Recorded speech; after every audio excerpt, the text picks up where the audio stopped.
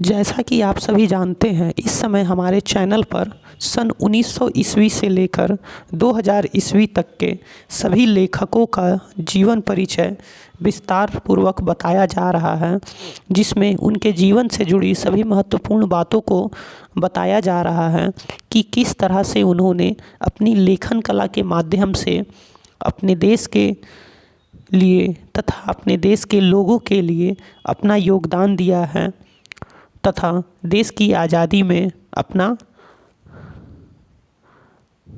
योगदान दिया है। तो आइए जानते हैं ऐसे ही एक लेखक के बारे में जिनका नाम है त्रिलोचन शास्त्री।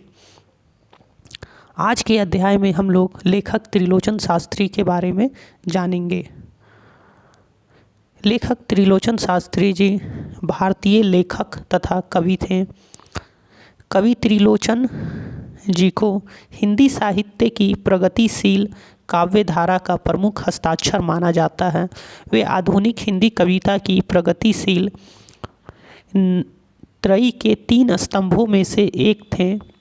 इस त्रयी के अनेक 2 स्तंभ नागार्जुन व केदारनाथ अग्रवाल थे। वासुदेव सिंह त्रिलोचन, त्रिलोचन शास्त्री जी का पूरा नाम था। इनका जन्म 20 अगस्त 1917 ईस्वी को ग्राम व पोस्ट कटघरा, चिरानी पट्टी, तहसील कादीपुर, सुल्तानपुर, उत्तर प्रदेश जो कि भारत में है, में हुआ था तथा इनकी मृत्यु 9 दिसंबर 2007 ईस्वी में हुई थी। इनकी मुख्य भाषा हिंदी थी। इनकी राष्ट्रीयता भारतीय थी। ये आधुनिक काल के कवि माने जाते हैं। गद्य और पद्य विद्या में इनकी अधिक रुचि थी। गीत, नवगीत, कविता, कहानी, लेख इनका मुख्य विषय था।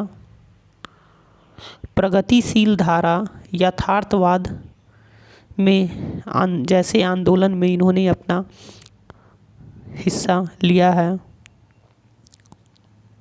तथा अपना योगदान दिया। जीवन परिचय। उत्तर प्रदेश के सुल्तानपुर जिले के कटघरा चिरानी पट्टी में जगरदेव सिंह के घर 20 अगस्त 1917 को जन्मे त्रिलोचन शास्त्री का मूल नाम वासुदेव सिंह था।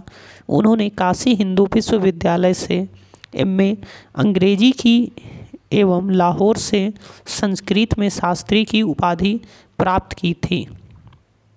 उत्तर प्रदेश के सुल्तानपुर जिले के छोटे से गांव से बनारस विश्वविद्यालय तक अपने सफ़र में उन्होंने दर्जनों पुस्तकें लिखी और हिंदी साहित्य को समृद्ध किया।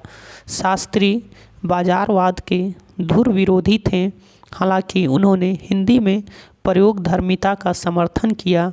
उनका कहना था, भाषा में जितने प्रयोग होंगे वह उतनी ही समृद्ध होगी। शास्त्री ने हमेशा ही नव सृजन को बढ़ावा दिया। वह नए लेखकों के लिए उत्प्रेरक थे। सागर के मुक्तिबोध सृजन पीठ पर भी वे कुछ साल रहे।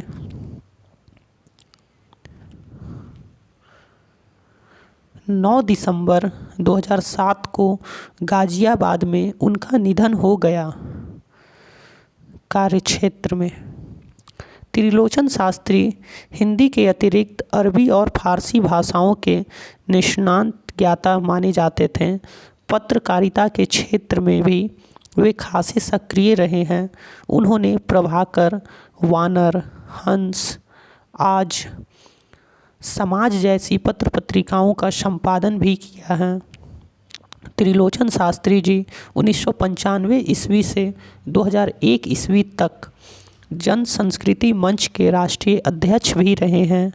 इसके अलावा वाराणसी के ज्ञान मंडल प्रकाशन संस्था में भी काम करते रहे और वे हिंदी व उर्दू के कई शब्दकोशों की योजना से भी जुड़े रहे हैं। उन्हें हिंदी सॉनेट का साधक माना जाता है। उन्होंने इस छंद को भारतीय परिवेश में ढाला और लगभग 550 सॉनेट की रचना की। इसके अतिरिक्त कहानी, गीत, गज़ल और आलोचना से भी उन्होंने हिंदी साहित्य को समृद्ध किया। उनका पहला कविता संग्रह धरती 1945 ईस्वी में प्रकाशित हुआ था। गुलाब और बुलबुल, उस जनपद का कवि हूँ और ताप के ताए हुए दिन उनके चर्चित कविता संग्रह थे। दिगंत और धरती जैसी रचनाओं को कलमबद्ध करने वाले त्रिलोचन शास्त्री के 17 कविता संग्रह प्रकाशित हुए हैं। समालोचना में देखते हैं। मुख्य लेख में त्रिलोचन की काव्यगत विशेषताएं हैं। त्रिलोचन ने भाषा, शैली और विषय वस्तु सभी में अपनी अलग छाप छोड़ी है। त्रिलोचन शास्त्री जी ने वही लिखा जो कमज़ोर के पक्ष में था। वो मेहनतकश और दबे कुचले समाज की एक दूर से आती आवाज़ थे।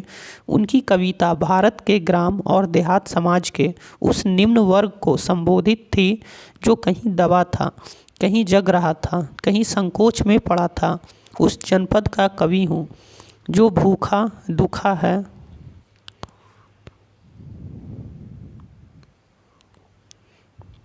नंगा है, अनजान है, कला नहीं जानता, कैसी होती है वह, क्या है वह नहीं मानता। त्रिलोचन शास्त्री जी ने लोक भाषा, अवधी भाषा और प्राचीन संस्कृत से प्रेरणा ली। इसलिए उनकी विशिष्टता हिंदी कविता की परंपरागत धारा से जुड़ी हुई है। मज़ेदार बात यह है कि अपनी परंपरा से इतने नज़दीक से जुड़े रहने के कारण ही उनमें आधुनिकता की सुंदरता और सुवास थी। प्रगतिशील धारा के कवि होने के कारण त्रिलोचन मार्क्सवादी चेतना से संपन्न कवि थे, लेकिन इस चेतना का उपयोग उन्होंने अपने ढंग से किया। प्रकट रूप में उनकी कविताएं वाम विचारधारा के बारे में उस तरह नहीं कहती जिस तरह नागार्जुन या केदारनाथ अग्रवाल की कविताएं कहती हैं। त्रिलोचन के भीतर विचारों को लेकर कोई बड़बोलापन भी नहीं था। उनके लेखन में एक विश्वास हर जगह तैरता था कि परिवर्तन की क्रांतिकारी भूमिका जनता ही निभाएगी।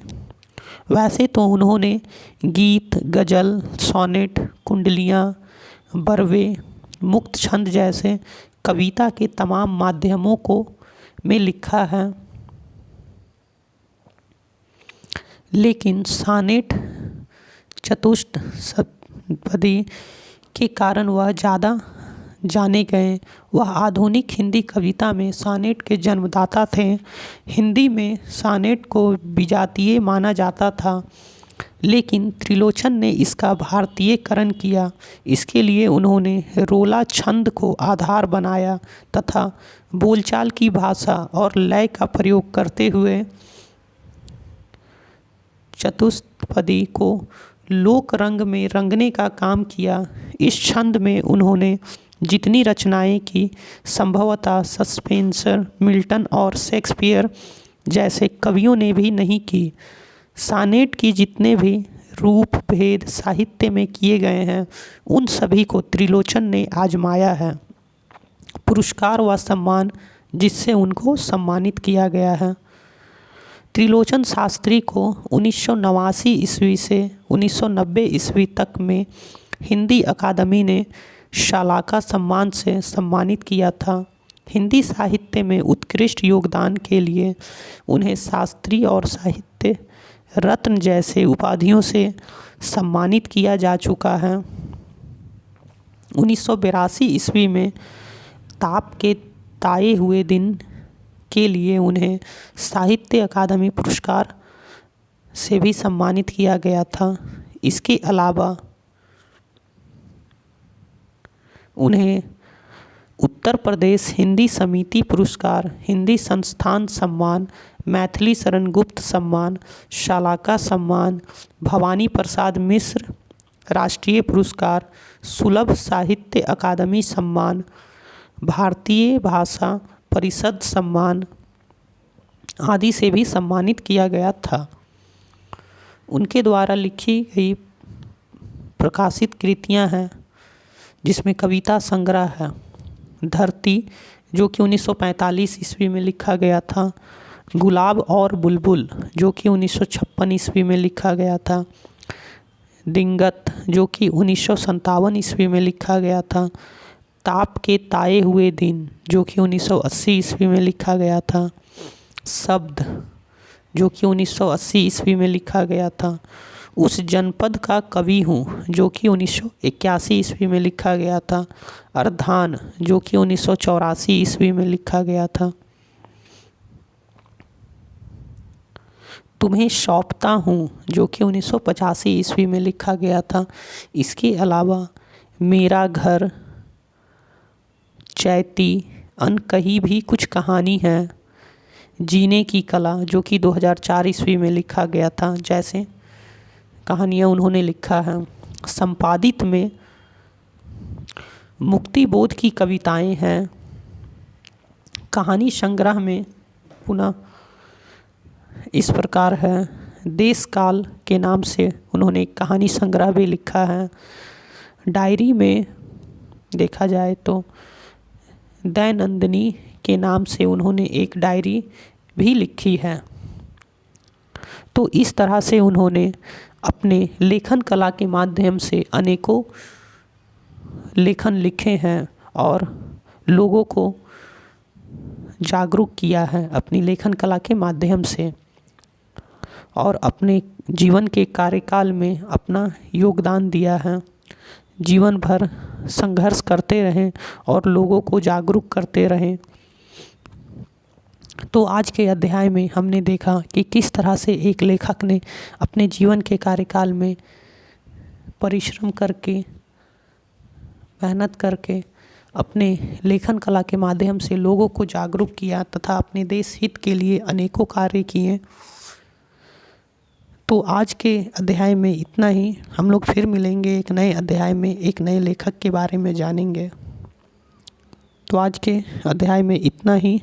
जय हिंद, जय भारत, धन्यवाद।